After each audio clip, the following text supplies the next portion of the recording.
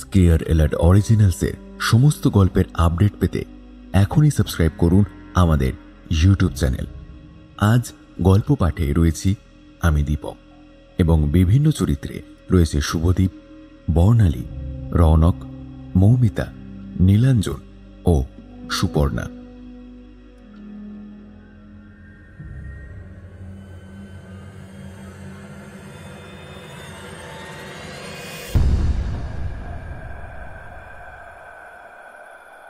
টর্চের আলোটা হঠাৎ একটা গাছের সামনে গিয়ে আটকে যায়। টর্চের আলোটা আটকে যেতে রিয়া বিস্ফারিত চোখে টর্চের আলোয় দেখে সেই গাছের দিকে তাকিয়ে একটা বছর 21-22-এর এক কম বয়সী ছেলে উলঙ্গ অবস্থায় ওই গাছের একটা ডালে গলায় দড়ি দিয়ে ঝুলছে।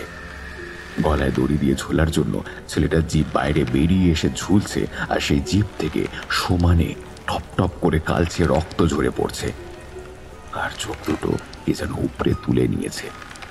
ছেলেটার চোখ দুটো উপরে তুলে নেওয়ার জন্য চোখের কোটর থেকেও ঝরঝর করে রক্ত পড়ছে গড়িয়ে গড়িয়ে। রিয়া বাড়ির পিছনে টর্চের আলোতে এইরকম ভয়ঙ্কর দৃশ্য দেখে ওইখানে টর্চটা ফেলে মুখে হাত চাপা দিয়ে দৌড়াতে দৌড়াতে বাড়ির ভেতরে ঢুকে এসে হাঁপাতে থাকে খুব জোরে জোরে। এরপর কিছুটা সময় পেরিয়ে যেতে রিয়া একটু স্বাভাবিক হতেই আবার নিজের ঘরে এসে শুয়ে পড়ে ঠিকই, কিন্তু সারা রাত রিয়ার কিছুতেই ঘুম আসে না, কারণ কিছুক্ষণ আগে দৃশ্যর কথা বারবার তার মনে পড়তে থাকে।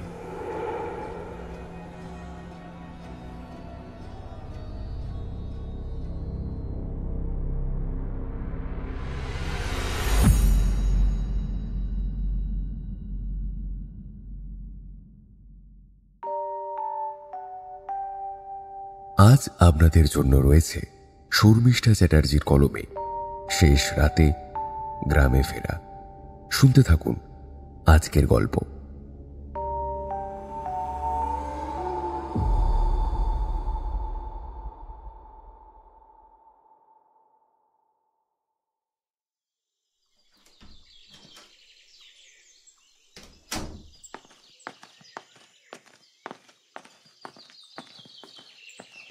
বাথরুম থেকে মুখ ধুয়ে টাওয়াল দিয়ে মুছতে মুছতে রিয়া আয়নার সামনে দাঁড়িয়ে চিরুনিটা নিয়ে চুলটা যখন আঁচড়াতে যাবে, হঠাৎ আয়না দিয়ে দেখে তার ঠিক পিছনে একটা ভয়ঙ্কর দেখতে নারী মূর্তি দাঁড়িয়ে আছে, আর তার দিকে ক্ষিপ্ত দৃষ্টি দিয়ে তাকিয়ে আছে, আর একটা সাপদের হাসি হাসছে হা হা করে।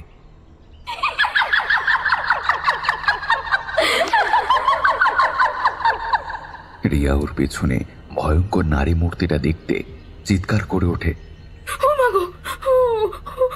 আমার পেছনে কে দাঁড়িয়ে? রিয়ার আর্ত চিৎকার শুনে সপ্তক স্টাডি রুম থেকে ছুটে বেরিয়ে এসে বেডরুমে ঢুকে দেখে রিয়া আয়নার সামনে দাঁড়িয়ে মুখে হাত চাপা দিয়ে ঠকঠক করে কাঁপছে, আর ও মাগো, ও বাবাগো বলে চিৎকার করছে ভয়। রিয়াকে ওইভাবে চিৎকার করতে দেখে সপ্তক ছুটে গিয়ে রিয়াকে জড়িয়ে ধরে বলে, কি হয়েছেটা কি? এভাবে চিৎকার করছো কেন? রিয়া সপ্তকের বুকের উপর মুখ গুজে আয়নার দিকে আঙুল দেখিয়ে বলে, তুমি আয়নার দিকে একবার তাকাও, একটা একটা ভয়ঙ্কর দেখতে মেয়ে আমার পেছনে দাঁড়িয়ে আর আমার দিকে তাকিয়ে তাকিয়ে হাসছে। রিয়ার কথা শুনে সপ্তক আয়নার দিকে তাকায় আর বলে, কোন মেয়ে দাঁড়িয়ে আছে? কেউ তো দাঁড়িয়ে নেই। ধুর, তুমি চোখে ভুল দেখেছ, দেখো তোমার পেছনে কেউ দাঁড়িয়ে নেই।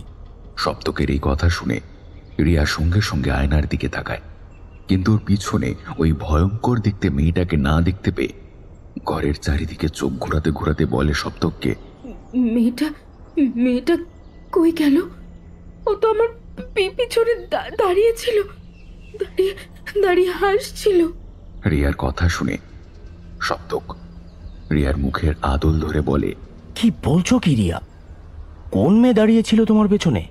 রিয়া তখন সপ্তকের দিকে তাকিয়ে বলে, সপ্তক, আমি বাথরুম থেকে মুখ ধুয়ে টাওয়াল দিয়ে মুখ মুছতে মুছতে আয়নার সামনে দাঁড়িয়ে যেই চুলটা আঁচড়াতে যাব, দেখি দেখি আয়না দিয়ে ঠিক আমার পেছনে আমারই বয়সী একটা মেয়ে সাদা সাদা স্লিপ হাতা নাইটি পরে দাঁড়িয়ে আছে। আর মেয়েটার পেটটা 6 মাসের মতো ফোলা দেখে মনে হচ্ছে মেয়েটা মেয়েটা 6 মাসের প্রেগনেন্ট। এছাড়া এছাড়া কি রিয়া? এছাড়া মেয়েটার সারা সাদা নাইটিতে ছোপ ছোপ কিরকম কালচে কালচে লাল রক্তের দাগে ভর্তি। আর মেয়েটার মুখের একটা সাইড না পুরো পোড়া, আর পুড়ে যাওয়ার জন্য মুখটা এক সাইডের চামড়া অর্ধেক খুলে ঝুলছে। উফ, সে যে কি বিভৎস দৃশ্য সপ্তক! তুমি যদি দেখতে না, তোমার গা একবারে ভয়ে শিউরে উঠতো। রিয়ার এই কথা শুনে সপ্তক রিয়ার থুতনিতে হাত দিয়ে বলে, ডার্লিং, ঘুম চোখে তুমি হয়তো ভুল দেখেছ। বাদ দাও সে কথা। কটা বেজেছে দেখেছ? সকাল 8:30 বাজে। তুমি এখন ঘুম থেকে উঠলে। তাড়াতাড়ি রান্নাঘরে গিয়ে আমার ব্রেকফাস্ট তৈরি করো, আমার অফিস যেতে দেরি হয়ে যাচ্ছে যে। সপ্তকের কথা শুনে রিয়া ঘড়ির দিকে তাকিয়ে জিভ কেটে বলে, সরি সরি সপ্তক, আজ আমি বুঝতে পারিনি গো যে আমার ঘুম থেকে উঠতে এত দেরি হবে। আমার শরীরটা একদম ভালো ছিল না গো, তাই একটু বেশিক্ষণ ঘুমিয়ে পড়েছি। তুমি রেডি হও, আমি এক্ষুনি ডাইনিং টেবিলে তোমার ব্রেকফাস্ট দিচ্ছি।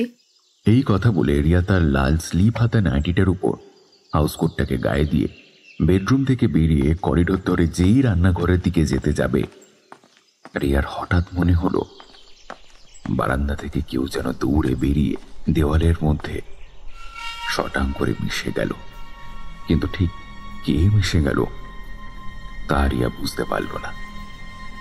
রিয়া করিডোরের মধ্যে দাঁড়িয়ে এরকম অদ্ভুত দৃশ্য দেখে খানিকটা ভয় পেয়ে যায় ঠিকই, কিন্তু নিজের চোখের ভুল মনের হ্যালুসিনেশন ভেবে বিষয়টা গুরুত্ব না দিয়ে রান্নাঘরের সপ্তকের জন্য ব্রেকফাস্ট বানাতে চলে যায়।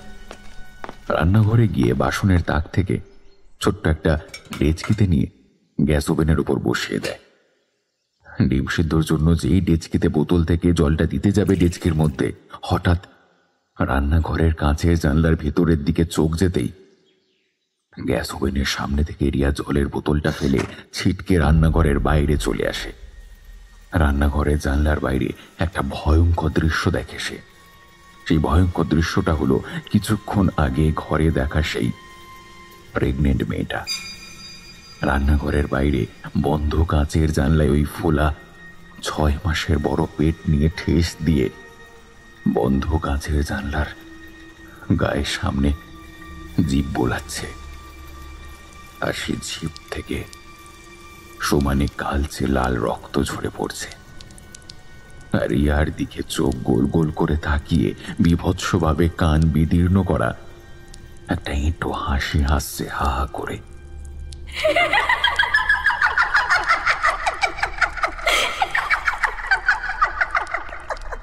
রান্নাঘরে জানলার বাইরে দাঁড়িয়ে ওই রকম বিভৎস একটা দৃশ্য দেখে রিয়া রান্নাঘরের বাইরে করিডোরে ঠক ঠক করে কাঁপতে কাঁপতে মুখে গ্যাঁচলা বেরোতে বেরোতে অজ্ঞান হয়ে পড়ে যায়।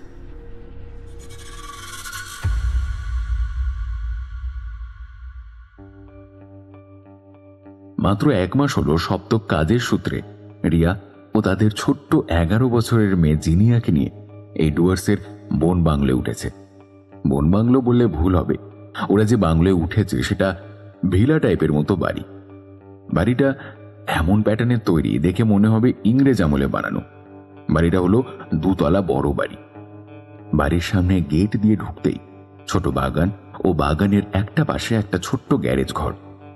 এরপর বাগানের ছোট ছোট নুড়ি পাথরের এবড়ো খেবড়ো রাস্তা পেরিয়ে বড় ভিলাখানা পড়ে।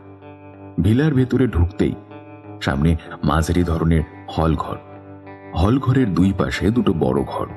বড় ঘর মানে মোট 4টে ঘর, আর ডান দিকের ঘরের পাশ দিয়ে উঠে গেছে 2 তলায় ওঠার সিঁড়ি।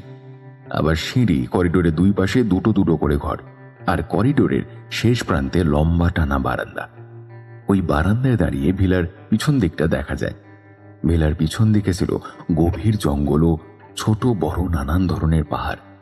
এছাড়া ভিলার চারিদিকটা উঁচু পাঁচিল দিয়ে ঘেরা ছিল, আর ভিলাটা ছিল নির্জন ফাঁকা জায়গায়।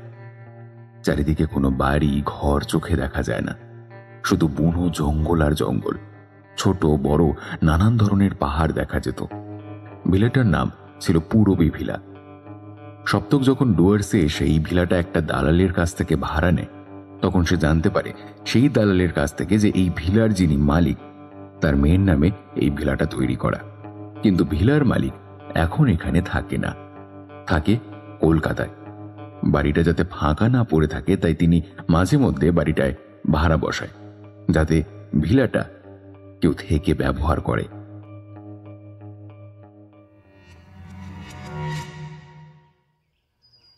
মিস্টার মজুমদার, কোনো টেনশন করবেন না। আপনার স্ত্রীর আসলে প্রেশারটা একটু ভল করে গিয়েছিল, তাই উনি সেন্সলেস হয়ে গিয়েছিলেন। কদিন রেস্ট নিয়ে ভালো মন্দ খাওয়া দাওয়া করলেই ওনার শরীর আবার আগের মতো ঠিক হয়ে যাবে। আর হ্যাঁ, এবার থেকে কিন্তু আপনার স্ত্রীকে শরীরের যত্ন নিতে বলবেন, কেমন? কারণ আপনি খুব তাড়াতাড়ি বাবা হতে চলেছেন। ডক্টর রুদ্র সিনহার মুখ থেকে সুসংবাদটা শুনে সপ্তকের মুখটা কালো আঁধারের মেঘ কাটিয়ে সঙ্গে সঙ্গে উজ্জ্বল হয়। ও বলে, তাই নাকি ডক্টর সিনহা? সত্যি সত্যি রিয়া আবার দ্বিতীয়বার মা হতে চলেছে? আরে বাবা, সত্যি সত্যি মিস্টার মজুমদার। আমার কথা যদি আপনার বিশ্বাস না হয়, কালই আপনার স্ত্রীকে নিয়ে হাসপাতালে যান না, গিয়ে সব টেস্ট করিয়ে নিন, তাহলেই তো জানতে পারবেন। ডক্টর রুদ্র সিনহার এই কথা শুনে সপ্তক লজ্জিত মুখে বলল, হেমা, না না, আপনার কথা বিশ্বাস না করার কি আছে? আপনি তো একজন ডাক্তার, আপনি তো রোগীকে দেখেই বলতে পারবেন রোগীর কি অসুখ হয়েছে। ডক্টর রুদ্র সিনহা ঘর থেকে বেরিয়ে যাওয়ার আগে প্রেসক্রিপশনে কিছু একটা খসখস করে লিখে সপ্তকের হাতে দিয়ে বলে, মিস্টার মজুমদার, যত শীঘ্রই সম্ভব আপনার স্ত্রীকে হাসপাতালে নিয়ে গিয়ে এই টেস্টগুলো করিয়ে নিয়ে আসবেন। এই কথা বলে ডক্টর রুদ্র সিনহা যেই ঘর থেকে বেরোতে যাবে, সপ্তক বলে, চলুন আপনাকে বাড়ির গেট অবধি এগিয়ে দিয়ে আসি। না না না মিস্টার মজুমদার, তার আর দরকার পড়বে না, আমি নিজেই চলে যেতে পারবো। আপনি শুধু আপনার স্ত্রীর খেয়াল রাখবেন। এই কথা বলে ডক্টর রুদ্র সিনহা ঘর ছেড়ে বেরিয়ে বাড়ির বাইরে এসে বাগানে নুড়ি পাথর বিছানো রাস্তা দিয়ে যেই গেটের বাইরে বেরোতে যাবে, হঠাৎ রুদ্র চোখে পড়ে বাগানের বাঁ দিকে ছোট্ট গ্যারেজ ঘরটার দিকে। গ্যারেজ ঘরটার দিকে চোখ যেতেই রুদ্র ভয় চমকে উঠে দেখে বছর 20-22 একটি 6 মাসের প্রেগনেন্ট মেয়ে দাঁড়িয়ে আছে, কিন্তু তার মুখের একটা সাইড পুরো আগুনে পুড়ে ঝলসানো, আর পরনে যে সাদা স্লিপ হাতা নাইটিটা পরা আছে সেই নাইটির গায়ে কালচে কালচে লাল রক্তের দাগ লেগে। প্রেগনেন্ট মেয়েটা রুদ্রকে দেখে একটা সাপদের হাসি হাসছে আর সমানে হাত নেড়ে টাটা করছে।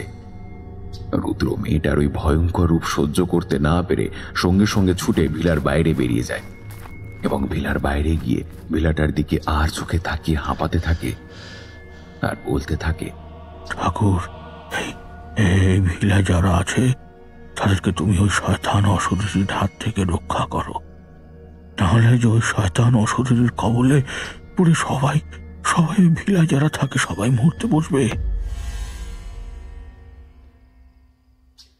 দুধের গ্লাসে চুমুক দিতে দিতে রিয়া সপ্তকের দিকে তাকিয়ে ক্লান্ত গলায় বলে, আচ্ছা, জিনিয়াকে দেখছি না, ও কি এখনো স্কুল থেকে ফেরেনি? হ্যাঁ, ফিরেছে অনেকক্ষণ স্কুল থেকে। ওর ঘরে বসে মন দিয়ে ছবি আঁকছে। তোমাকে অসুস্থ দেখে প্রথমে খুব কান্নাকাটি করছিল।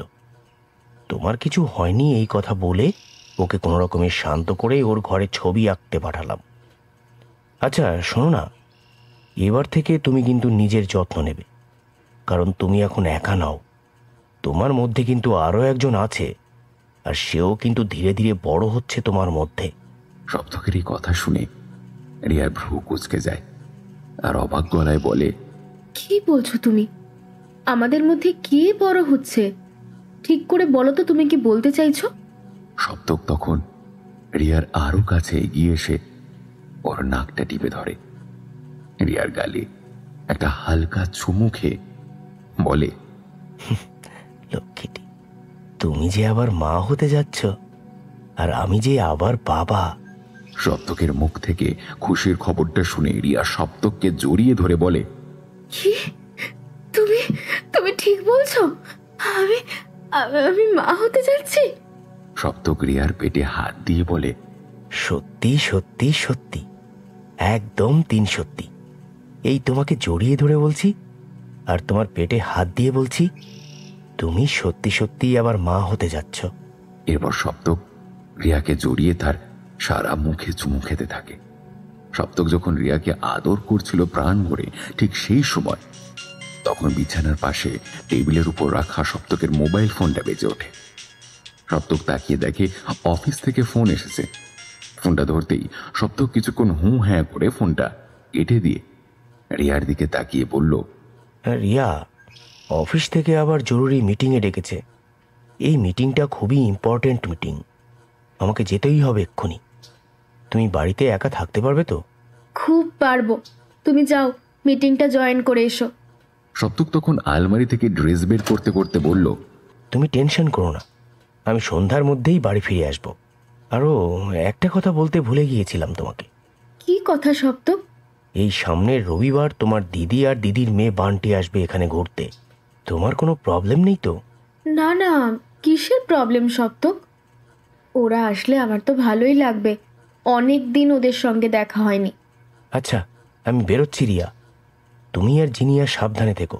এই কথা বলে সপ্তক যেই ঘর থেকে বেরোতে যাবে, রিয়া বলে ওঠে, ইমা, তোমার তো সকাল থেকে কিছু খাওয়াই হলো না আমার জন্য। তুমি একটু বসো, আমি তোমার জন্য একটু জুস বানিয়ে দিই।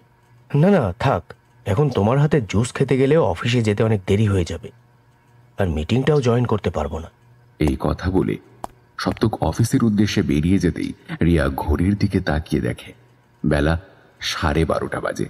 রিয়া তখন বিছানা থেকে ধীরে ধীরে উঠে জিনিয়াকে দুপুরের খাবার খেতে ডাকবার জন্য যেই নিজের শোয়ার ঘর থেকে বাইরের করিডোরে বেরোতে যাবে, হঠাৎ চোখ যায় তার শোয়ার ঘরে অ্যাটাচ বাথরুমের আধ ভেজানো দরজার দিকে।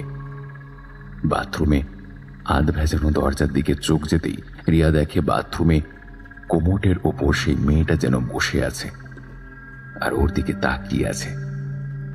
রিয়া বাথরুমের আধ ভেজানো দরজা দিয়ে ওই রকম দৃশ্য দেখে ভয় চমকে ওঠে। সঙ্গে সঙ্গে বাথরুমের দরজাটা ধাক্কা মেরে খুলতেই বাথরুমের কোমোডের ওপর কাউকে বসে থাকতে না দেখে রিয়া হাঁপ ছেড়ে বাঁচে। তারপর নিজের ঘর থেকে বেরিয়ে জিনিয়ার ঘরে যেতেই দেখে জিনিয়া পিছন ফিরে মন দিয়ে ছবি আঁকছে। জিনিয়াকে মন দিয়ে ছবি আঁকতে দেখে রিয়া জিনিয়ার ঘরে ঢুকে বিছানার উপর ছড়িয়ে রাখা স্কুলের বইপত্রগুলো গোছাতে গোছাতে বলে, জিনিয়া, তোমার খাবার বাড়ছি, চলে আসো। এই কথা বলে রিয়া যেই ঘর থেকে বেরোতে যাবে, রিয়া পিছন দিক থেকে শুনতে পায় কেউ যেন কর্কশ কণ্ঠে বলছে, এই তোর পেটের বাচ্চাটাকে দে, খুব খিদে পেয়েছে, খাবো। পিছন দিক থেকে কর্কশ কণ্ঠে গলার আওয়াজটা ভেসে আসতেই রিয়া ভয়ের সঙ্গে সঙ্গে পিছনে ফিরে তাকাতেই দেখে জিনিয়া তার ঠিক সামনে দাঁড়িয়ে। কিন্তু ওটা জিনিয়া নয়, কারণ যে দাঁড়িয়ে আছে তার চোখের মণি বলে কিছু নেই। পুরো চোখ ঘোলাটে সাদা, আর মুখটা পুরো সাদা ফ্যাকাশে। আর সেই অশরীরই রিয়ার পেটের দিকে আঙুল দেখিয়ে কর্কশ কণ্ঠে বলছে, এই তোর তোর পেটের বাচ্চাটাকে দে, খুব খিদে পেয়েছে, খাবো। রিয়ার সামনে ভয়ঙ্কর দেখতে প্রেতকে দাঁড়িয়ে থাকতে দেখে রিয়া চিৎকার করে ওঠে। জিনিয়ার ঘর থেকে বাইরের করিডোরে ছিটকে বেরিয়ে আসতেই শুনতে পায় কে যেন তার হাত ধরে নাড়াতে নাড়াতে বলছে আধো আধো গলায়, মা, তোমার কি হয়েছে? তুমি ওইভাবে চিৎকার করছো কেন আমাকে দেখে? একটা নরম গলার আদো আদো কথার আওয়াজ রিয়ার কানে ভেসে আসতেই রিয়ার সম্বিত ফিরতেই দেখে তার সামনে জিনিয়া দাঁড়িয়ে আছে করুণ মুখে, আর তাকে হাত নেড়ে নেড়ে ডাকছে। জিনিয়াকে দেখে রিয়ার কিছুটা ভয় তখন কাটে আর বলে, মাম, এই মাম, চলো, অনেক বেলা হয়ে গেছে, এবার খেয়ে নেবে, চলো। হ্যাঁ চলো মা, আমারও খুব খিদে পেয়েছে, স্কুল থেকে ফিরে আমি কিচ্ছু খাইনি।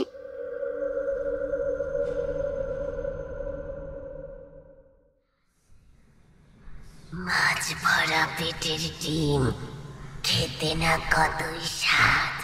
দে দে দে দে, তোর একটা পেটের ডিম, একটু খেয়ে স্বাদ উপভোগ করি।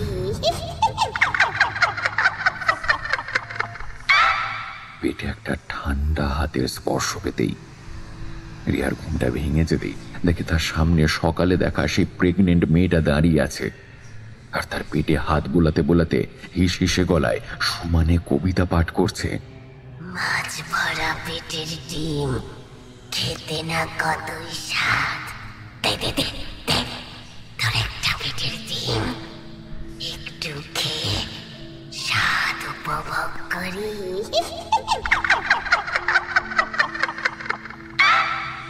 অন্ধকার ঘরের মধ্যে বিছানার পাশে সকালে দেখো ওই ভয়ঙ্কর মেয়েটাকে দাঁড়িয়ে থাকতে দেখে রিয়া ভয়ার্ত ও কাঁপা কাঁপা গলায় জিজ্ঞাসা করে, তুমি এত রাতে কি করছো? রিয়ার প্রশ্ন শুনে মেয়েটা রিয়ার মুখের উপর ঝুঁকে পড়ে বলে, তোর পেটের ডিমটাকে দিবি, আমি ওই ডিমটাকে নিয়ে খেলা করব। মেয়েটার মুখে রিয়া এই কথা শুনে ভয় চিৎকার করে বলে ওঠে, না না, কে তুমি? কে তুমি? এখান দিয়ে যাও বলছি। রিয়ার চিৎকার শুনে সপ্তকের ঘুমটা ভেঙে যেতেই সে দেখে রিয়া বিছানার উপর উঠে মুখে হাত দিয়ে ফুপিয়ে ফুপিয়ে কাঁদছে। রিয়াকে কাঁদতে দেখে সপ্তক জিজ্ঞাসা করে, কি হয়েছে তোমার? এই রাত দুপুরে চিৎকার করছো কেন?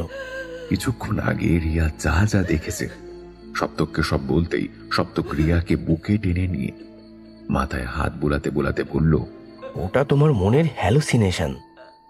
এই সময় তোমার মনে অনেক হ্যালুসিনেশন তৈরি হবে, এতে ভয় পাওয়ার কিছু নেই। সপ্তক রিয়াকে জড়িয়ে ধরে যখন এই কথাগুলো বলছিল ওরা দুজন খেয়াল করল না অন্ধকার ঘরের মধ্যে ওদের ঠিক পিছনে ওই মেয়েটা দাঁড়িয়ে, আর ওদের দুজনকে তীক্ষ্ণ একটা রুক্ষ দৃষ্টি দিয়ে দেখছে।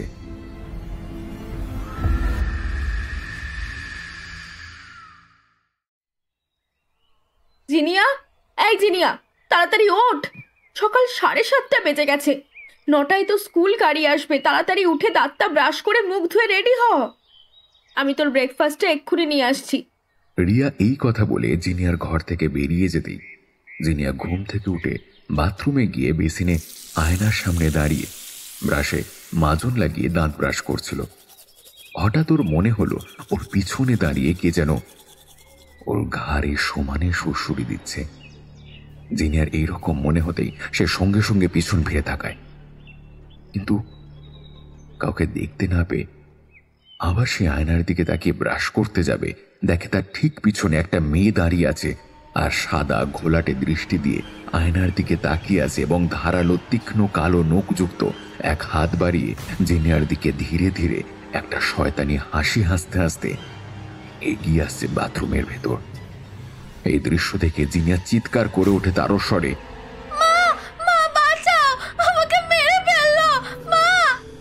রিয়া জিনিয়ার জন্য টিফিন বক্সের টিফিন ভরছিল। হঠাৎ জিনিয়ার চিৎকার শুনে ছুট্টে বাথরুমের ভেতর যায় আর দেখে জিনিয়া আয়নার দিকে তাকিয়ে তারও স্বরে চিৎকার করছে। জিনিয়াকে ওইভাবে আয়নার সামনে দাঁড়িয়ে চিৎকার করতে দেখে রিয়া সঙ্গে সঙ্গে জিনিয়াকে জড়িয়ে ধরে বলে, কি হয়েছে জিনিয়া, তুমি এইভাবে চিৎকার করছো কেন?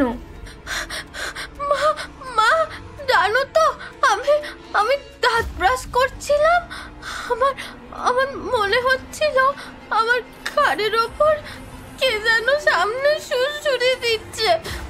এইরকম মনে হতে আমি সঙ্গে সঙ্গে পিছন ফিরে তাকাই, কিন্তু কাউকে দেখতে না পেয়ে আবার যেই আয়নার দিকে তাকিয়ে ব্রাশ করতে যাব, হঠাৎ দেখি আমার পিছনে একটা মেয়ে দাঁড়িয়ে আছে আর আমার দিকে সাদা ঘোলাটে চোখে তাকিয়ে আছে। সে আমার দিকে ধীরে ধীরে এগিয়ে আসছে আমার গলা টিপতে, আর ওর তীক্ষ্ণ ধারালো নখযুক্ত এই কথা বলে জিনিয়া নিজের মুখ দুই হাত ধরে চেপে ধরে বলে, সে কি ভয়ানক দৃশ্য মা, আমি তোমাকে বলে বোঝাতে পারবো না। এই তুমি কোথায়? তাড়াতাড়ি এইদিকে আসো তো একবার, তোমার সঙ্গে কিছু কথা আছে। সপ্তকের ডাক কানে আসতেই রিয়া জিনিয়াকে বলে, তাড়াতাড়ি রেডি হয় নাও, আমি তোমার ঘরে এক্ষুনি ব্রেকফাস্টটা দিয়ে যাচ্ছি। ততক্ষণে আমি তোমার বাবা কি বলছে একটু শুনে আসি। রিয়া চলে যেতেই জিনিয়া তাড়াতাড়ি মুখ ধুয়ে বাথরুম থেকে যেই বেরোতে যাবে, হঠাৎ কি মনে হতে জিনিয়া পিছনে ফিরে বাথরুমের দিকে আসতেই ওর মনে হলো বাথরুমের দেওয়াল ফুঁড়ে যেন ওই মেয়েটা হাত বাড়িয়ে তার দিকে ধেয়ে আসছে। জিনিয়ার এই রকম মনে হতেই সে সঙ্গে সঙ্গে দৌড়ে নিজের ঘরে চলে যায়। কি হয়েছে বলো, ডাকছিলে কেন? শোনো না রিয়া, অফিস থেকে এক্ষুনি কল এসেছিল, আমাকে শনিবার দিন একটু কলকাতায় যেতে হবে, কিছু অফিসের কাজ আছে। চিন্তা নেই তোমার, মঙ্গলবারেই আমি ফিরে আসব। তুমি এই বাড়িতে একা থাকতে পারবে তো? হ্যাঁ হ্যাঁ, আমি পারবো সপ্তক, খুব থাকতে পারবো একা। রবিবার দিনই তো দিদি চলে আসছে, একটা দিন একা না থাকার কি আছে। যাও, তুমি নিশ্চিন্তে কলকাতায় গিয়ে তোমার অফিসের সব কাজ সেরে এসো। এরপর সপ্তক অফিসের উদ্দেশ্যে আর জিনিয়া স্কুলের উদ্দেশ্যে বেরিয়ে যেতে রিয়া ঠিক করে মনে মনে যে আজ একটু সে শপিংয়ে যাবে। অনেকদিন কিছু শপিং করা হয়নি, আর অনেকদিন পর দিদি আর বান্টি আসবে, ওদেরকেও তো কিছু দিতে হবে। তার জন্য রিয়া বেশি দেরি না করে সামান্য কিছু ব্রেকফাস্ট করে স্নানে চলে যায়। বাথরুমে শাওয়ারের তলায় রিয়া দাঁড়িয়ে যখন স্নান করছিল, হঠাৎ রিয়ার মনে হলো ওর পিছন দিক থেকে দুটো ঠান্ডা বলিষ্ঠ ধারালো কালো নখযুক্ত হাত এসে যেন ওর নগ্ন 4 মাসের অল্প ফোলা পেটটাকে আস্তে আস্তে চেপে ধরছে। আর সমানে কেউ যেন কানের সামনে মুখ এনে ফিস ফিস করে হিসিসে গলায় কাল রাতে শোনা কবিতাটা বলছে, মাছ ভরা পেটের ডিম খেতে না কতই স্বাদ, দে দে দে দে তোর একটা পেটের ডিম একটু খেয়ে স্বাদ উপভোগ করি।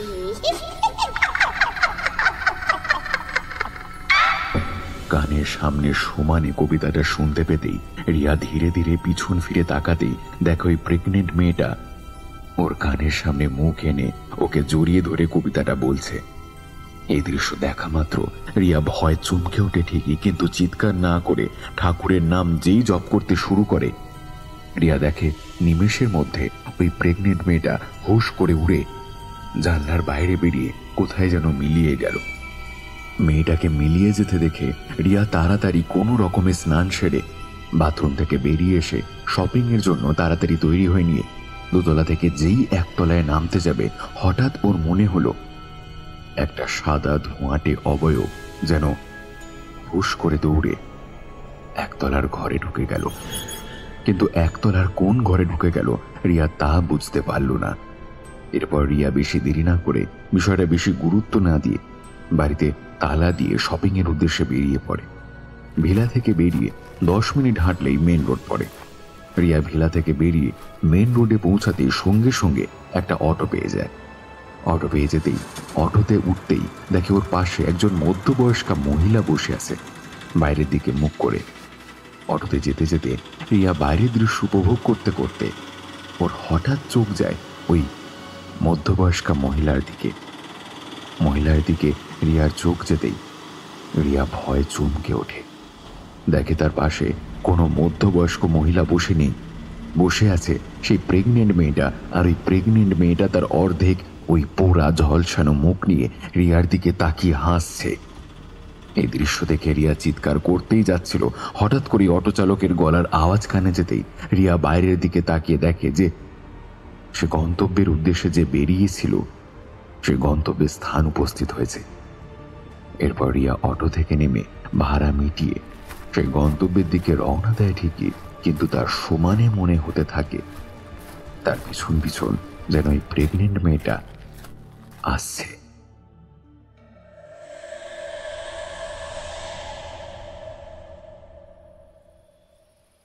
আচ্ছা সপ্তক, এই ভিলাটা চেঞ্জ করলে হয় না?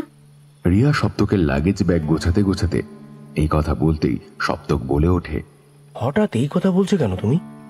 তোমার কি কোনো সমস্যা হচ্ছে এই ভিলাটায় থাকতে?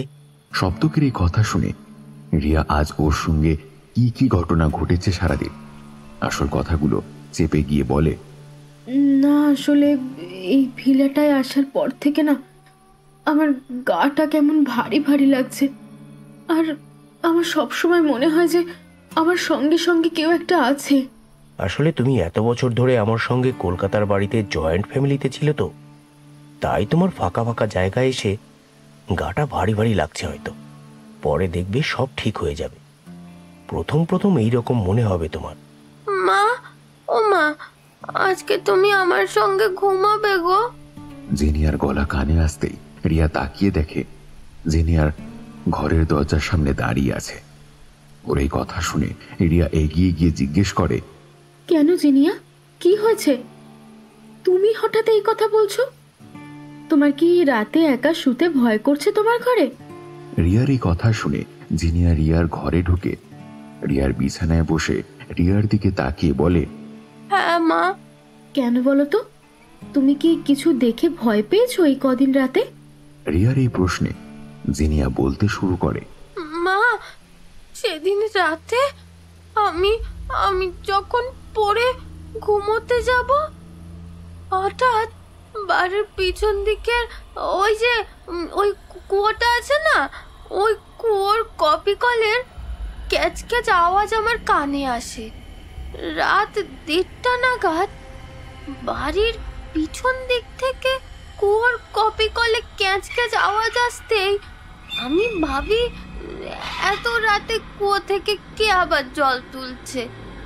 এই কথাটা মাথায় আসতেই না আমি সঙ্গে সঙ্গে বারান্দায় গিয়ে বারান্দার আলোটা জ্বালাই। বারান্দার রেলিং এর সামনে গিয়ে কুয়োর দিকে তাকিয়ে বারান্দার হালকা আলো যেটুকু নিচে পড়েছিল না, এই আলোতে দেখি কুয়োর কপি কলে একটা মেয়ে যেন গলায় গলায় দড়ি দিয়ে ঝুলছে। তার গায়ে কোনো জামা ছিল না, কিন্তু বাড়ির পিছনে এত অন্ধকার ছিল বলে না মেয়েটার মুখ আমি ভালো করে দেখতে পাইনি। এত রাতে আমি বাড়ির পিছনে ওই দৃশ্য দেখা মাত্র সঙ্গে সঙ্গে আমার ঘরে এসে দরজা বন্ধ করে যেই শুতে যাব না, অমনি শুনতে পাই বারান্দা থেকে। এই কথা বলে জিনিয়া চুপ করে যেতেই রিয়া জিনিয়াকে জিজ্ঞাসা করে, ও অমনি বারান্দা থেকে কি শুনতে পাস জিনিয়া? বল বল আমাকে। বারান্দায় দরজার সামনে কেউ যেন খুব করুণ সুরে কাঁদছে।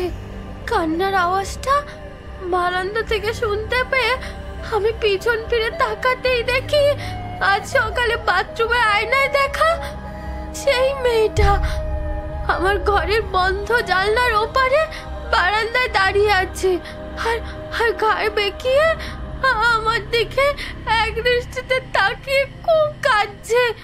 মেয়েটাকে বারান্দায় কাঁদতে দেখে আমি জিজ্ঞেস করলাম, তুমি কে? দোতলার বারান্দায় এলে কি করে? আমি দেখলাম আমার প্রশ্নটা করার সঙ্গে সঙ্গে না মেয়েটা আমার দিকে একটা কিরম যেন বাজে ভাবে হাসলো, আর তারপরে বারান্দার অন্ধকারে কোথায় যেন হুশ করে মিলিয়ে গেল। আমি তখন ভয় ভয় বিছানায় এসে চাদর মুড়ি দিয়ে শুয়ে পড়ি। চাদর মুড়ি দিয়ে শোয়ার কিছুক্ষণ পর না আমার নাকে একটা একটা পোড়া পোড়া গন্ধ আসে। পোড়া পোড়া গন্ধটা নাকে আসতেই না আমি আমি ধীরে ধীরে আমার মুখ থেকে চাদরটা যেই সরিয়েছি দেখি আমার পাশে ওই মেয়েটা শুয়ে আছে, ওর ওই পুড়ে যাওয়া মুখটা নিয়ে, আর আমার দিকে এক দৃষ্টিতে তাকিয়ে আছে। আমার পাশে ওই মেয়েটাকে শুয়ে থাকতে দেখে আমি সঙ্গে সঙ্গে চোখ বন্ধ করে ফেলি ভয়তে।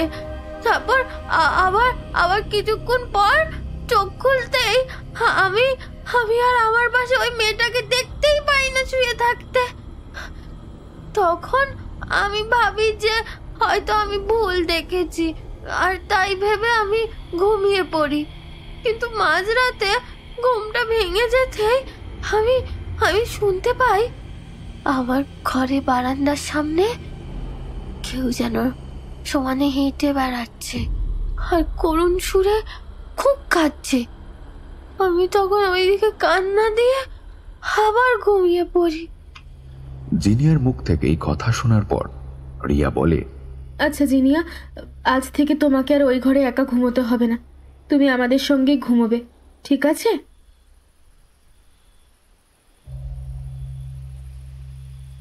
রাত তখন 2:30 বাজে। হঠাৎ একটা করুণ মেয়েলি কান্নার আওয়াজে রিয়ার ঘুমটা ভেঙে যায়। ঘুমটা ভেঙে যেতেই রিয়া বিছানায় উঠে বসে আর কান খাড়া করে শুনে মেয়েলি কান্নার আওয়াজটা কোথা থেকে আসছে। রিয়া বিছানায় বসে কান খাড়া করে শুনে মেয়েলি কান্নার আওয়াজটা বাড়ির পিছন দিক থেকে আসছে। বাড়ির পিছন দিক থেকে মেয়েলি কান্নার আওয়াজটা শুনতে পেয়ে রিয়া চুপিসারে বিছানা থেকে নেমে একটা হাতে 5 সেলের টর্চ নিয়ে ঘর থেকে বাইরে বেরিয়ে করিডোর ধরে নিচের একতলায় নামে। নিচে নেমে বাড়ির সদর দরজা খুলে দেখে বাইরেটা ঘন কুয়াশায় আচ্ছন্ন, সেই সঙ্গে ঘন কালো অন্ধকার। রিয়া হাতের 5 সেলের টর্চটা জ্বালিয়ে নিয়ে এদিক ওদিক ঘোরাতে ঘোরাতে বাড়ির পিছন দিকে যত যায় কান্নার আওয়াজটা তত বাড়তে থাকে। রিয়া বাড়ির পিছন দিকে গিয়ে টর্চটা এদিক ওদিক ঘোরাতেই টর্চের আলোটা হঠাৎ একটা গাছের সামনে গিয়ে আটকে যায়। টর্চের আলোটা আটকে যেতে রিয়া বিস্ফারিত চোখে টর্চের আলোয় দেখে সেই গাছের দিকে তাকিয়ে একটা বছর 21-22-এর এক কম বয়সী ছেলে উলঙ্গ অবস্থায় ওই গাছের একটা ডালে গলায় দড়ি দিয়ে ঝুলছে।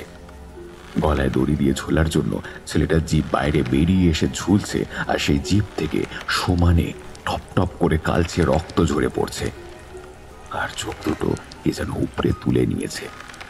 ছেলেটার চোখ দুটো উপরে তুলে নেওয়ার জন্য চোখের কোটর থেকেও ঝরঝর করে রক্ত পড়ছে গড়িয়ে গড়িয়ে। রিয়া বাড়ির পিছনে টর্চের আলোতে এইরকম ভয়ঙ্কর দৃশ্য দেখে ওইখানে টর্চটা ফেলে মুখে হাত চাপা দিয়ে দৌড়াতে দৌড়াতে বাড়ির ভেতরে ঢুকে এসে হাঁপাতে থাকে খুব জোরে জোরে। এরপর কিছুটা সময় পেরিয়ে যেতে রিয়া একটু স্বাভাবিক হতেই আবার নিজের ঘরে এসে শুয়ে পড়ে ঠিকই, কিন্তু সারা রাত রিয়ার কিছুতেই ঘুম আসে না, কারণ কিছুক্ষণ আগে দৃশ্যর কথা বারবার তার মনে পড়তে থাকে।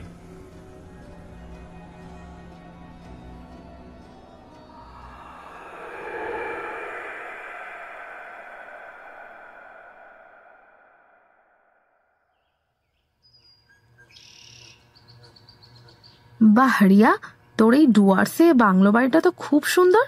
তাই বাড়িটা কত দিয়ে কিনলি তোরা?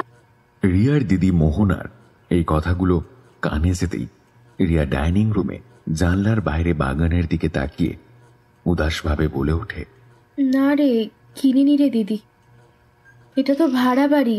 সপ্তকের চাকরি যতদিন এখানে আছে ততদিন আমরা এখানেই থাকবো।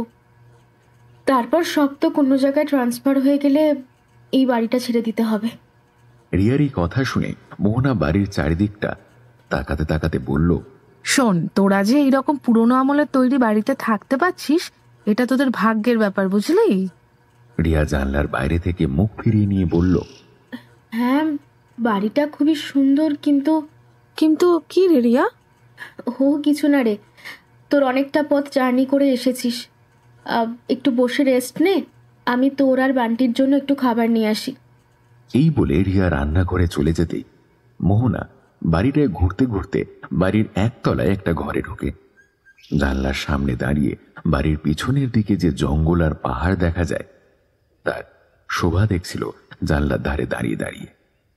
হঠাৎ করেই জানলার সামনে দিয়ে কালো মতো হুশ করে কি যেন একটা বেরিয়ে যেতেই মোহনা ভয় চমকে ওঠে, কিন্তু পরক্ষণেই দেখে একটা কালো বড় বাদুড় সমানে জানলার বাইরে ঘুরে বেড়াচ্ছে আর জোরে জোরে ডানা ঝাপটাচ্ছে। এই দৃশ্য দেখে মোহনার ভয় কিছুটা কাটতেই সে যেই পিছন ফিরতে যাবে দেখে তার ঠিক সামনে তার বোন রিয়া ট্রে হাতে নিয়ে দাঁড়িয়ে আছে রোবটের মতো।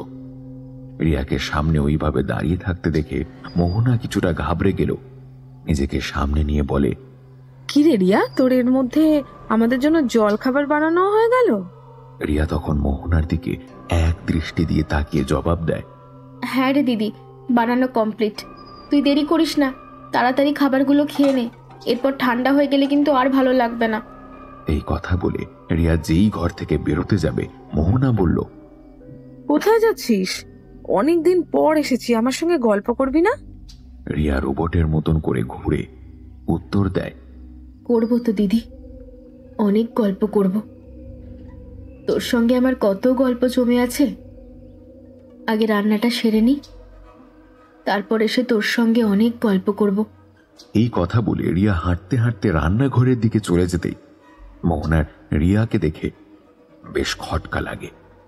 ও নিজের মনে মনে বলে, রিয়া এরকম ব্যবহার করছে কেন? ওর কি কিছু হয়েছে নাকি? এই বাড়িতে এসে কেমন যেন একটা অদ্ভুত ধরনের আভাব করছে। আমার ওকে দেখে একটু ভালো লাগছে না। ব্যাপারটা দেখতে হবে তো। এই কথা যখন মোহনা মনে মনে ভাবছিল, হঠাৎ বাইরে বাড়ির পিছনের বাগান থেকে বান্টির চিৎকার শোনা যায়। মা, মা তুমি কোথায়? বান্টির চিৎকার শুনতে পেতেই মোহনা বাড়ির পিছনে বাগানে ছুটে এসে দেখে বান্টি বাগানে বসে মুখে হাত দিয়ে চিৎকার করছে। বান্টিকে ওইভাবে চিৎকার করতে দেখে মোহনা তাড়াতাড়ি ওর দিকে ছুটে যায় আর বান্টিকে জড়িয়ে ধরে জিজ্ঞাসা করে, এই বান্টি, এবার চিৎকার করছিস কেন? কি হয়েছে? মোহনাকে দেখে বান্টি উঠে দাঁড়ায় আর হাঁপাতে হাঁপাতে বলে, মা, মা আমি ক্যামেরা নিয়ে ছবি তুলছিলাম সারা বাড়িটা ঘুরে ঘুরে। আমি ছবি তুলতে তুলতে এই বাড়ির পেছনের বাগানে আসি, আর ওই যে দূরের পাহাড় আর জঙ্গল দেখছো, ওগুলোর ছবি তুলছিলাম আমি। হঠাৎ ছবি তুলতে তুলতে ওই বাগানের জাম গাছটা দেখেছো তো, ওই গাছটার দিকে চোখ যেতেই আমি দেখি। কি দেখিস বান্টি? মোহনা উত্তেজিত ভাবে বান্টিকে প্রশ্ন করে। আমি দেখি ওই জাম গাছটার একটা ডালে একটা প্রেগন্যান্ট মেয়ে নগ্ন অবস্থায় গলায় দড়ি দিয়ে ঝুলছে, আর ওর সারা শরীর নগ্ন, শরীরে অসংখ্য লাল লাল নখের আঁচড়, দাগে ভর্তি, আর সেই সঙ্গে ওর পেটের ভ্রূণটা গাছের তলায় পড়ে। আর ওর পেটের ওই ভ্রূণের চেহারা দেখে মনে হচ্ছে 6 মাসের ভ্রূণ ছিল। সে কি ভয়ঙ্কর দৃশ্য মা! তুমি যদি দেখতে, ভয়ে তোমার গা শিউরে উঠতো, বমি করে ফেলতে। এই কথা বলে বান্টি ওইখানে হুড় হুড় করে বমি করে ফেলে। বান্টি বমি করছে দেখে মোহনা বান্টিকে সঙ্গে করে ঘরে নিয়ে যায়। ঘরে নিয়ে যেতেই রিয়া বান্টির শরীর খারাপ দেখে সঙ্গে সঙ্গে ছুটে আসে আর জিজ্ঞাসা করে মোহনাকে, দিদি, কি হয়েছে রে বান্টির? ওর চোখ মুখটা এমন শুকনো দেখাচ্ছে কেন? ওর কি শরীর খারাপ লাগছে নাকি? কিছুক্ষণ আগে বান্টি বাগানে কি দেখেছে এই কথা চেপে গিয়ে মোহনা বলে, আরে না না, এতটা পথ জার্নি করে এসেছে তো, তাই একটু শরীর খারাপ হয়ে গেছে। একটু বিশ্রাম নিলেই সব ঠিক হয়ে যাবে। দিদি, তুই বান্টিকে ঘরে নিয়ে গিয়ে শুয়ে দে, আমি ওর জন্য 1 গ্লাস ঠান্ডা নুন চিনির জল করে নিয়ে আসছি এক্ষুনি। এই কথা বলে রিয়া রান্নাঘরে চলে যেতেই মোহনা রিয়ার স্বাভাবিক আচরণ দেখে খানিকটা বেশ অবাক হয় ঠিকই, কিন্তু বিষয়টা বেশি গুরুত্ব না দিয়ে বান্টির শরীর খারাপ দেখে সেই দিকে মন দেয়। এরপর সারাদিন দুই বোন মিলে অনেক খাওয়া দাওয়ার গল্প করে কাটিয়ে দেয়। মোহনা বাড়িতে ঢুকে রিয়ার যে অস্বাভাবিক আচার আচরণ লক্ষ্য করেছিল, সেই অস্বাভাবিক আচার আচরণ আর ওর মধ্যে দেখতে না পেয়ে ও খানিকটা নিশ্চিন্ত হয়।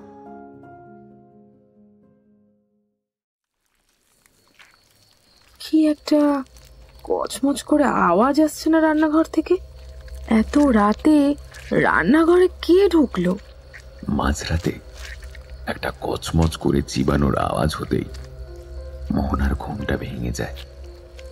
রান্নাঘর থেকে সমানে একটা কচমচ করে চিবিয়ে খাওয়ার আওয়াজ মোহনার কানে আসতেই মোহনা বিছানা ছাড়ার আগে বিছানার পাশে যেই আলোটা জ্বালাতে যাবে দেখে কারেন্ট নেই। কারেন্ট নেই দেখে মোহনা বিছানা ছেড়ে ধীরে ধীরে উঠে ফোনের ফ্ল্যাশ লাইট জ্বালিয়ে ঘরের দরজা খুলে চুপি সারে রান্নাঘরের দিকে পা বাড়ায় দেখার জন্য যে এত রাতে রান্নাঘরে কে ঢুকে কি খাচ্ছে। রান্নাঘরে ঢুকতেই মোহনা ফোনের ফ্ল্যাশ লাইটের আলোতে একটা দৃশ্য দেখে ভয় চমকে ওঠে। রান্নাঘর থেকে ছিটকে বাইরে বেরিয়ে আসে। মোহনার হাতে ধরা ফোনের আলোতে রান্নাঘরের ভিতর যে দৃশ্যটা দেখে সেটা হলো তার বোন রিয়া নগ্ন অবস্থায় তার মেয়ে জিনিয়ার নগ্ন বুকের উপর বসে জামা ছেড়ে জিনিয়ার শরীর থেকে খুবলে খুবলে তুলে কাঁচা রক্ত মাংস খাচ্ছে, আর কান এটো করা একটা হাসি হাসতে হাসতে বলছে, আমি এই বাড়িতে কাউকে থাকতে দেব না, সবাইকে একে একে শেষ করব। মোহনা তার ছোট বোনের এই ভয়ঙ্কর রূপ দেখে ভয়ে বুকের হৃৎপিণ্ড খাঁচা ছাড়া জোগাড়।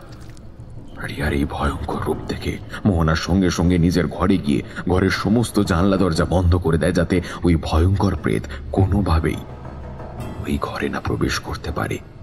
মোহনা জানলা দরজা বন্ধ করার কিছুক্ষণ পর শুনতে পায় ঘরের বাইরে থেকে কে যেন সমানে গোঙাচ্ছে, আর ঘরের দরজায় সামনে নখ দিয়ে আঁচড় কাটছে, আর শিশে গলায় বলছে, যেই ভিলাই ঢুকবে আমার হাত থেকে তার নিস্তার নেই।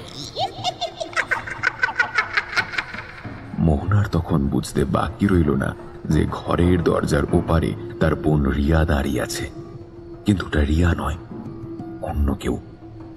কারণ ওর মধ্যে এখন ভয়ঙ্কর এক প্রেত বাসা বেঁধেছে। এরপর মোহনা সারা রাত ধরে শুনতে পায় তার বোন রিয়া ঘরের বন্ধ দরজার ওপার থেকে দরজায় সমানে নখের আঁচড় দিতে দিতে এই শেষে গলায় মোহনাকে বলছে, যেই ভিলাই ঢুকবে আমার হাত থেকে তার নিস্তার নেই। এইরকম সারা রাত ধরে চলতে চলতে পূবের আকাশ উজ্জ্বল হতে শুরু করে ধীরে ধীরে। তখন মোহনা ঘরের বাইরে থেকে রিয়ার আর কোনো গলার আওয়াজ আর দরজায় নখের আঁচড়ের আওয়াজ শুনতে না পেয়ে ধীরে ধীরে দরজা খোলে। দরজা খুলতেই দেখে দরজার সামনে রিয়া অজ্ঞান অবস্থায় পড়ে আছে, আর তার সারা নগ্ন শরীরে অসংখ্য নখের আঁচড়ের দাগে ভর্তি ও রক্তের দাগেও ভর্তি। নখের আঁচড়ের দাগগুলো দেখে মনে হচ্ছে কেউ যেন রাগের বশে রিয়ার সারা শরীরে নখের আঁচড় দিয়ে তাকে অত্যাচার করেছে নির্মমভাবে। রিয়ার এই অবস্থা দেখে মোহনা রিয়াকে জড়িয়ে ধরে হাউমাউ করে কাঁদতে কাঁদতে বলে, শোন বোন, আমি বেঁচে থাকতে তোর কোনো ক্ষতি হতে দেব না। আমি তোকে ঠিক এই শয়তান প্রেতের হাত থেকে রক্ষা করব, দেখিস। এরপর মোহনা রিয়াকে কোনো রকমে তুলে নিয়ে দোতলায় উঠে যেই রিয়ার ঘরে গিয়ে রিয়াকে বিছানায় শোয়াতে যাবে, হঠাৎ রিয়া মোহনার গলা টিপে ধরে মোহনাকে দেওয়ালে ঠেসে ধরে, আর কর্কশ কণ্ঠে হিসে গলায় বলে ওঠে, কি ভেবেছিস তুই? তুই আমাকে এই বাড়ি থেকে তাড়াবি? তাড়াতে পারবি না, আমি শেষ করে দেবো সবাইকে। রিয়ার এই ভয়ঙ্কর রূপ দেখে মোহনা তখন ধীরে ধীরে ওর মাথায় হাত দিয়ে ঠাকুরের নাম জপ শুরু করতেই রিয়া অজ্ঞান হয়ে পড়ে যায়। রিয়া অজ্ঞান হয়ে পড়ে যেতেই মোহনা রিয়ার ঘর থেকে বেরিয়ে ওর ঘরের দরজা ভালো করে বন্ধ করে দেয়, যাতে ওর ঘর থেকে ও বাইরে বেরোতে না পারে। তারপর নিচে এসে সপ্তককে যেই ফোন করতে যাবে দেখে ফোনে নেটওয়ার্ক নেই। ফোনে নেটওয়ার্ক না পেয়ে সে বাড়ির বাইরে বেরিয়ে যায়। তারপর বাড়ি থেকে কিছুটা এগোতেই একটা ফোনের দোকান দেখতে পায়। তারপর সে ফোনের দোকানে গিয়ে সপ্তককে ফোন করে গতকাল রাতের সব ঘটনা জানাতেই সপ্তক মোহনার সব কথা শুনে ফোনের উপাস থেকে মোহনাকে বলে, আপনি কিছু চিন্তা করবেন না দিদি, আমি যত শীঘ্রই সম্ভব আজ বিকেলের মধ্যেই বাড়ি ফিরছি। আপনি শুধু রিয়াকে একটু সামলে রাখুন। সপ্তকের সঙ্গে ফোনে কথা বলে ফোনের দোকান থেকে বাড়ি ফিরতে দেখে বান্টি গুটি সুটি হয়ে একতলার সিঁড়ির মুখে দাঁড়িয়ে আছে, আর দোতলার দিকে তাকিয়ে ঠক ঠক করে কাঁপছে। বান্টিকে সিঁড়ির মুখে ওইভাবে দাঁড়িয়ে ঠক ঠক করে কাঁপতে দেখে মোহনা বান্টির কাছে ছুটে যায় আর জিজ্ঞাসা করে জড়িয়ে ধরে, কি হয়েছে? তুই এইভাবে এখানে দাঁড়িয়ে ঠকঠক করে কাঁপছিস কেন? বান্টি তখন দোতলার দিকে হাত বাড়িয়ে বলে, মা, ওপরে ওটা কিসের আওয়াজ হচ্ছে? বান্টির কথা শুনে মোহনা বুকে সাহস এনে একতলা সিঁড়ি দিয়ে কিছুটা উঠতেই শুনতে পায় রিয়া ঘরের মধ্যে চিৎকার করে ঘরের সব জিনিসপত্র ছুঁড়তে ছুঁড়তে বলছে, ঘরের দরজা খুলে দে বলছি, আমাকে বাইরে যেতে দে, বাইরে যেতে দে আমায়। দোতলায় রিয়ার ঘর থেকে রিয়ার ওই কর্কশ কণ্ঠে চিৎকারের আওয়াজ ভেসে আসতেই মোহনা সঙ্গে সঙ্গে নিচে নেমে এসে একতলার ঘরে ঢুকে দরজা বন্ধ করে দিয়ে দুজন দুজনকে জড়িয়ে ধরে ঠক ঠক করে কাঁপতে থাকে। তার সমানে ঠাকুর নাম জপ করতে থাকে। ঠাকুর নাম জপ করতে করতে সমানে ওরা দুজন শুনতে পায় ওপরের ঘর থেকে সমানে জিনিসপত্র ছুঁড়ে ফেলার আওয়াজ, সঙ্গে কর্কশ কণ্ঠে চিৎকার।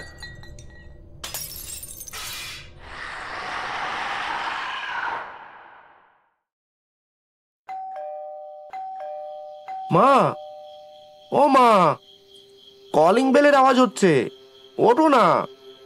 বান্টির ডাকে মোহনা ধরপড় করে ঘুম থেকে উঠে বসে আর চোখ কচলাতে কচলাতে বলে, কি হয়েছে বান্টি, ডাকছিস কেন? মা, বাইরে কলিং বেলের আওয়াজ হচ্ছে, কে এলো বলো তো?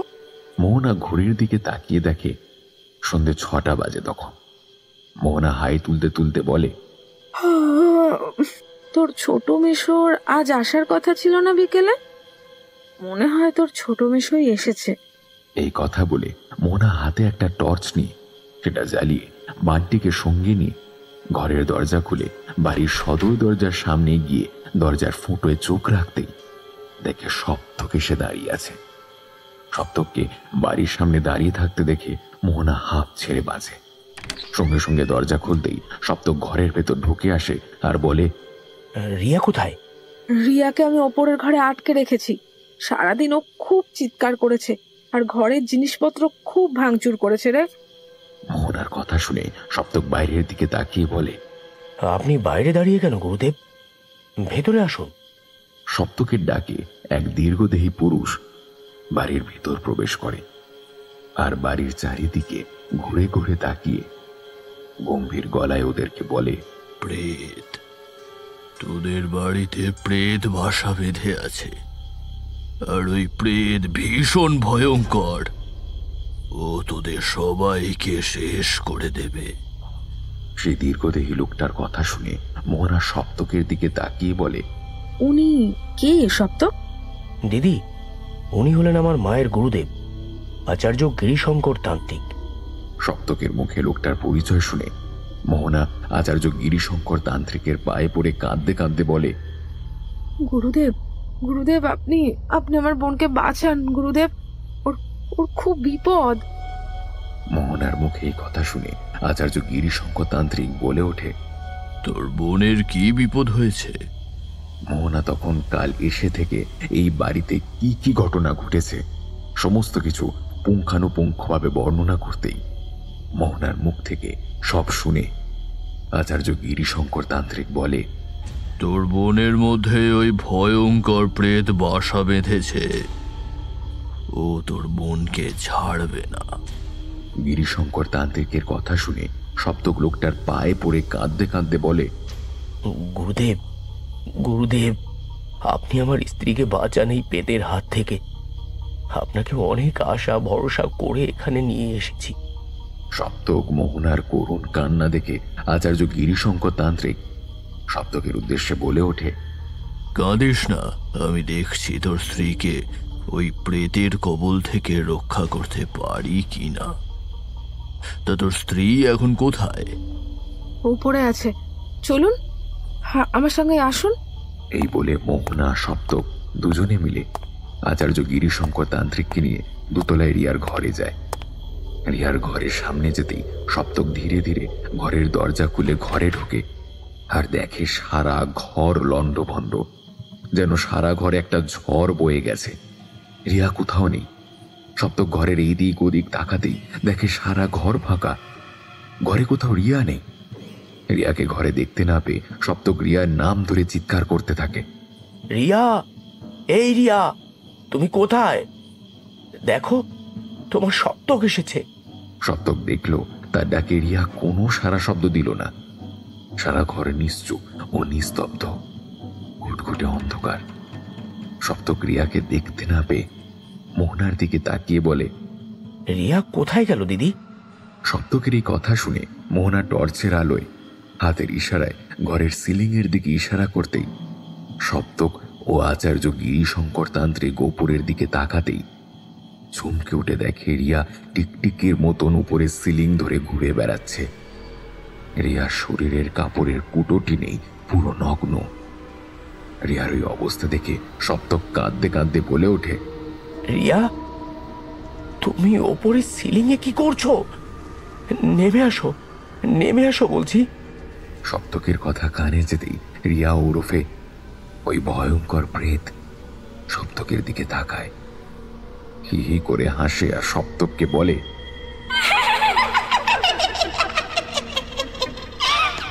কি ভেবেছিস তুই? আমাকে আমাকে এই বাড়ি থেকে তাড়াবি? তাড়াতে পারবি না, আমি সবাইকে শেষ করে দেব।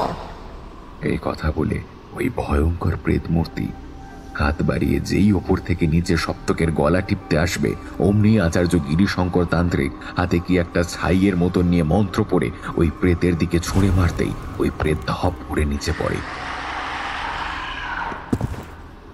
আর তারও স্বরে চিৎকার করতে করতে আচার্য গিরিশঙ্কর তান্ত্রিকের দিকে ছুটে যেতেই যেই গলা টিপে ধরতে যাবে, অমনি আবার গিরিশঙ্কর তান্ত্রিক ছাইয়ের মতন কি একটা হাতে নিয়ে রিয়া ওরফে সেই প্রেতের মাথায় হাত দিয়ে মন্ত্র পড়তেই ওই প্রেত ধপ করে ঘরের মেঝেতে নেতিয়ে পড়ে। এরপর গিরিশঙ্কর তান্ত্রিক ধীরে ধীরে রিয়া ওরফে ওই প্রেত মূর্তির দিকে এগিয়ে যায় এবং ওর সামনে বসে গম্ভীর গলায় জিজ্ঞেস করে, এই, তুই কে বল? তুই এই মেয়েটার শরীরে বাসা বেঁধেছিস কেন? বল। আচার্য গিরিশঙ্কর তান্ত্রিকের কথা শুনে সেই প্রেত কর্কশ কণ্ঠে চিৎকার করে বলে ওঠে, বলবো না, আমি বলবো না আমি কে। তুই তুই এখান থেকে চলে যা, চলে যা বলছি। ওই প্রেতের কথা শুনে আচার্য গিরিশঙ্কর তান্ত্রিক তারও স্বরে চিৎকার করে বলে ওঠে, তুই তোর আসল পরিচয় বলবি না? দাঁড়া, দেখাচ্ছি তোর মজা। এই কথা বলে গিরিশঙ্কর তান্ত্রিক এক টানে রিয়া ওরফে ওই প্রেতের চুলের মুঠি ধরে টানতে টানতে মেঝে থেকে তুলে দেওয়ালের দিকে ছুঁড়ে দেয় এবং আবার ওই মন্ত্রপুত ছাই হাতে করে নিয়ে ওই প্রেতের দিকে ছুঁড়ে মারে আর বলে, বল বলছি তোর আসল পরিচয়, আর তুই কেন ওকে ধরেছিস? বল বল বলছি। যদি না বলিস আমি তোকে আজ এখানেই মেরে ফেলবো। এই কথা বলে আচার্য গিরিশঙ্কর তান্ত্রিক তার ঝোলার ভিতর থেকে একটা লাঠি নিয়ে বেধড়ক মারতে শুরু করে রিয়া ওরফে ওই প্রেতকে। রিয়াকে ওইভাবে মারধর করছে দেখে সপ্তক মোহনা দুজনেই কেঁদে ফেলে। ওদিকে ওই প্রেত মার সহ্য করতে না পেরে গিরিশঙ্কর তান্ত্রিককে বলে, বলছি বলছি আমি সব বলছি, তোকে তোকে বলছি আমি কে, আর আমি ওর মধ্যে কেন প্রবেশ করলাম সব বলছি। প্রেতটার এই কথা শুনে আচার্য গিরিশঙ্কর তান্ত্রিক ওই প্রেতকে মারা থামিয়ে বলে ওঠে, বল তুই কে তাড়াতাড়ি, না হলে তোর কপালে অনেক দুঃখ আছে। এরপর সেই প্রেত ধীরে ধীরে বলতে শুরু করে স্বাভাবিক গলায়, আমার নাম পুরবী সিংহ রায়। এই যে বাড়িটা দেখছেন, এই বাড়িটা আমার বাবা অমিত সিংহ রায়ের নিজের হাতে তৈরি, আমার নামেই তৈরি করেছিলেন তিনি। আমি বাবার একমাত্র আদরের মেয়ে ছিলাম। ছোটবেলায় আমার মা মারা গিয়েছিল বলে আমার বাবাই মায়ের মতো দায়িত্ব পালন করেছে। আমি যা চাইতাম বাবা সঙ্গে সঙ্গে সেটা আমার মুখের সামনে এনে হাজির করত। ছোটবেলা থেকেই আমাকে মায়ের অভাব কখনো বুঝতে দেয়নি বাবা। আমি ছিলাম বাবার চোখের মণি। আমার বাবার কাঠের ব্যবসা ছিল বলে দেশে বিদেশে নানা জায়গায় ঘুরে বেড়াতো আর আমার জন্য নানা ধরনের জিনিসপত্র নিয়ে আসতো। এইভাবে আমার ছোটবেলাটা বেশ কাটছিল। আমি ধীরে ধীরে বড় হলাম, কলেজে যেতে শুরু করলাম। কলেজে গিয়ে আমার একটা ছেলের সঙ্গে আলাপ হলো। ওর নাম মোহাম্মদ সৈফুল রানা, জাতে মুসলিম। জাতি মুসলিম হলে কি হবে, ওর ভাব ছিল পুরোটাই বাঙালিদের মতো। কেউ দেখে বুঝবে না যে সাইফুল মুসলিম। সাইফুল খুব গরিব ঘরের ছেলে ছিল। ওর সঙ্গে প্রথম কলেজে গিয়ে ধীরে ধীরে বন্ধুত্ব হয় এবং আমার বাড়িতে আমার বন্ধু হিসেবেই ও যাতায়াত করত। আমিও করতাম ওর বাড়িতে বন্ধু হিসেবে যাতায়াত। এই দুই বাড়ির মধ্যে দিয়ে বন্ধু হিসেবে যাতায়াত করতে করতে ধীরে ধীরে আমাদের দুজনের মধ্যে একটা প্রেমের সম্পর্ক তৈরি হয়। সেই প্রেম ধীরে ধীরে আমাদের বিছানা পর্যন্ত করায়। আমাদের দুজনের মধ্যে প্রায় মাঝে মাঝে শারীরিক সম্পর্ক হতো। আমার বাবা বাড়িতে না থাকাকালীন ও প্রায় দিনই আমার বাড়িতে আসতো, আর আমরা একে অপরের সঙ্গে শারীরিক ও যৌন খেলায় লিপ্ত হতাম আমার ঘরে।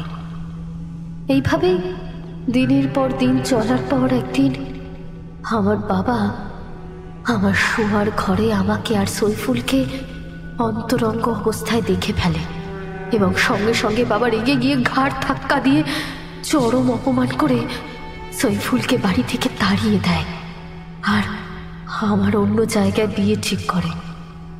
তখন আমি জানতে পারি যে আমি 4 মাসে প্রেগনেন্ট এবং এই খবরটা সৈফুলকে জানাতেই ও আমাকে বিয়ে করার প্রস্তাব রাখে।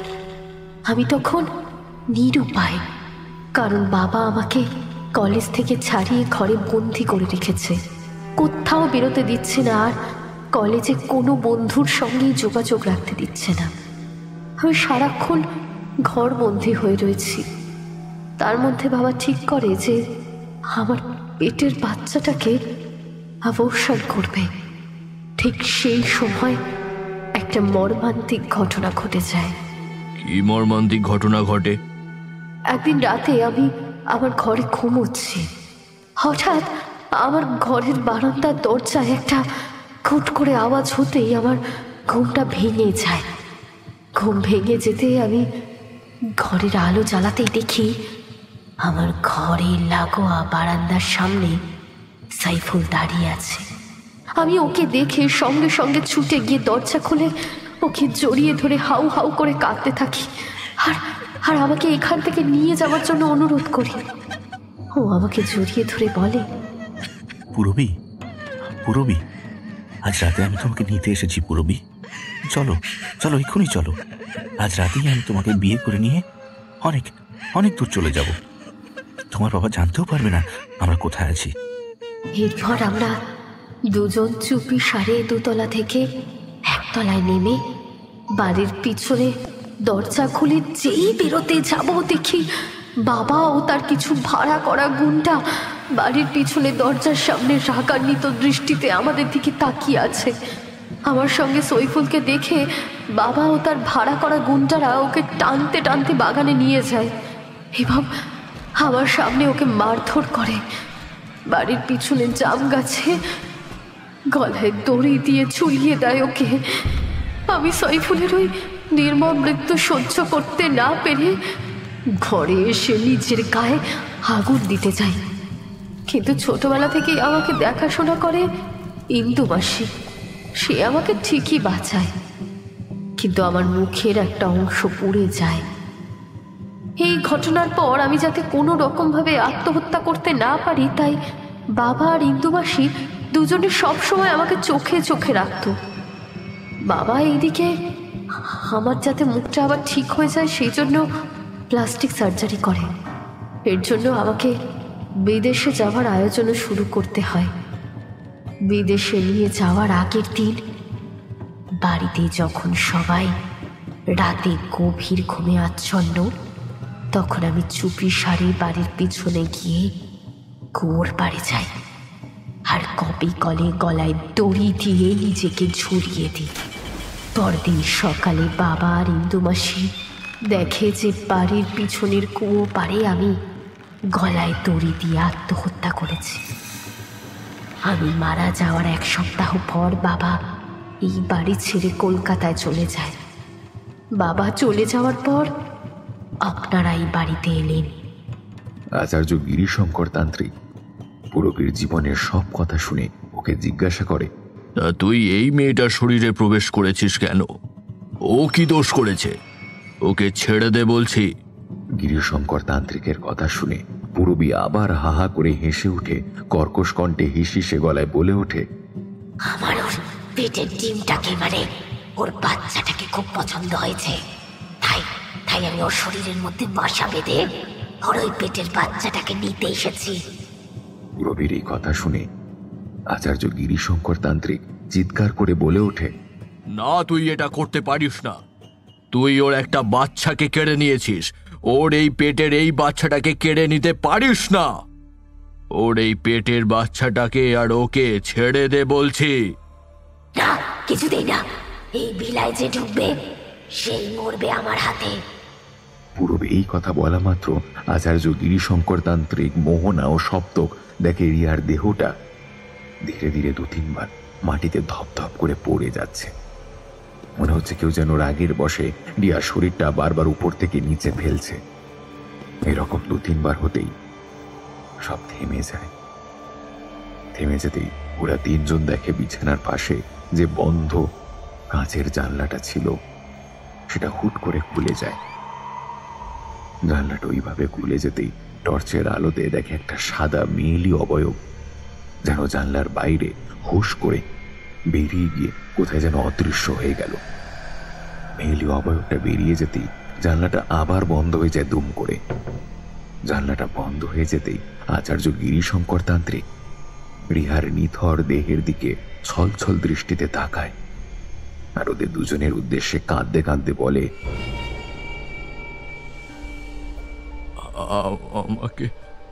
আমাকে তোমরা ক্ষমা করে দাও। আমি ওই প্রেতের হাত থেকে রিয়া আর ওর পেটের সন্তানকে বাঁচাতে পারলাম না। ওই প্রেত যে খুবই শক্তিশালী ছিল, ওর সঙ্গে আমার পক্ষে লড়াই করা সম্ভব নয়। কারণ ও মারা যাওয়ার পর এই বাড়িতে ওর আত্মাটা দীর্ঘদিন বন্দি থাকতে থাকতে ও একটা ভয়ঙ্কর পিশাচে পরিণত হয়েছে। কোনো ব্যক্তি মারা যাওয়ার পর তার আত্মাটা যদি পিশাচে পরিণত হয় তবে তবে সে খুব শক্তিশালী হয় এবং ওই পিশাচের কবলে যদি কেউ একবার পড়ে তার মৃত্যু নিশ্চিত। আচার্য গিরিশঙ্কর তান্ত্রিকের কথা শুনে সপ্তক, মোহনা রিয়ার নগ্ন নিথর দেহের দিকে তাকায়। দেখে রিয়ার পেটের ভিতর যে সন্তান ধীরে ধীরে বড় হচ্ছিল সেই সন্তানের ভ্রূণটা রিয়ার পেট থেকে বেরিয়ে রিয়ার রক্তাক্ত দেহের পাশে পড়ে আছে। আর সারা ঘরের মেঝে রক্তের বন্যা বইছে।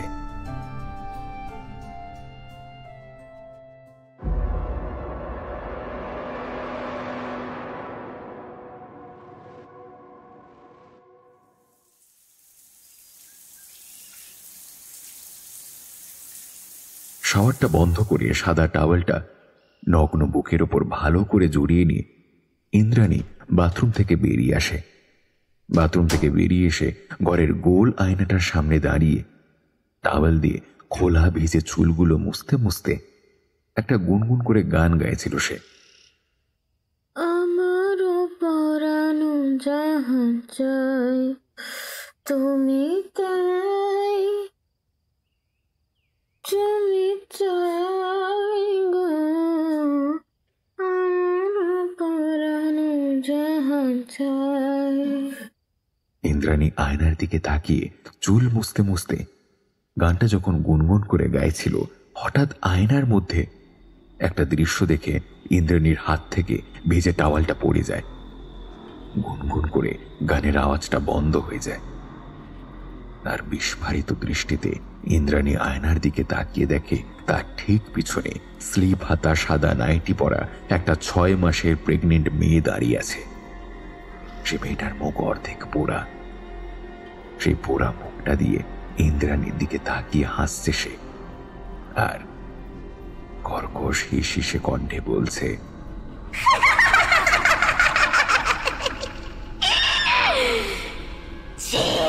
টিলায় ডুববে সেই মরবে আমার হাতে। ইন্দ্রাণী আয়নায় দিয়ে তার পিছনে এই ভয়ঙ্কর দৃশ্য দেখা মাত্র একটা বিকট চিৎকার করে ওঠে।